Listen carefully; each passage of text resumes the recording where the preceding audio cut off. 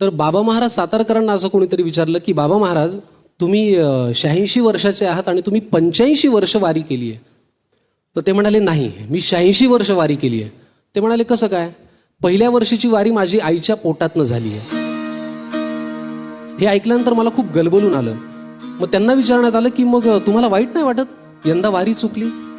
तर ते म्हणाले नाही, 86 वर्ष वारी पांडुरंगाची सुद्धा होत होती, मग ती त्याची चुकली, माझी नाही. हे ऐकल्यानंतर मला खूप कालवलं असं मनामध्ये. आणि मग त्या भावनेतनं मी लिहिलं की त्या हक्काने जर एक वारकरी पांडुरंगाशी बोलू लागला तर तो काय बोलेल? की पंढरीच्या विठुराया कस काय रे, बरं आहे का? पंढरीच्या विठुराया कस काय रे, बरं आहे का? यंदा वारी नाही म्हणे, हा खरंय का? पंढरीच्या विठुराया कस काय रे, बरं आहे का? यंदा वारी नाही म्हणे, हा खरंय का?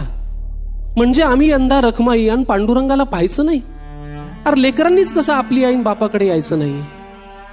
नाही आम्हाला काही अडचण नाही, आम्ही डोळे झाकून घेतो. नाही आम्हाला काही अडचण नाही, आम्ही डोळे झाकून घेतो. नुसतं श्रीहरी म्हणलं की तुझा चेहरा येतो.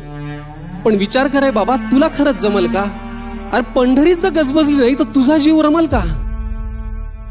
पण पंढरीच्या विठुराया वारी नाही हे वाईटच झालं. पंढरीच्या विठुराया वारी नाही हे वाईटच झालं. पण खरं सांगू, यंदा तुझं दर्शन गावोगावी झालं. अरे तू होतास की त्या दवाखान्यात असाच उभा टाकलेला, चंदनाचा लेप नाही पण पीपीई किट घातलेला. तू बंदोबस्तालाही होतास देवा, खाकी वस्त्र घालून, कचरा सुद्धा उचललास की रे खाली मान घालून. पंढरीच्या विठुराया किती धडपडलास रे, पंढरीच्या विठुराया किती धडपडलास रे. एवढं सगळं करून पुन्हा सीमेवर पण लढलास रे. इतकं करतोस की नाही देवा, तुझं नाही चुकत रे. युग 28 उभा आहेस, पाय नाही का दुखत रे? नाही येत बघ यंदा देवा, तुला आराम देतो. वारकरी हक्काने म्हणतोय पांडुरंगाला की नाही येत बघ यंदा देवा, तुला आराम देतो, पण पुढल्या वर्षी तुला भेटाया वारी करून येतो. पण तेव्हा मग गर्दीच्या मनात कसलीच भीती आणू नको आणि तुझ्या भक्तीशिवाय दुसरा कुठला संसर्गच ठेवू नको. संसर्ग भक्तीचा आणि स्वच्छता त्या चंद्रभागेच्या स्नानाची, आणि या सगळ्यावर मग एकच लस, ज्ञानबा तुकाराम नामाची.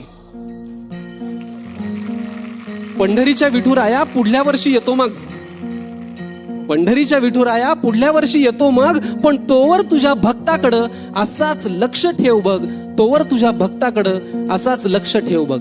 रामकृष्ण हरी.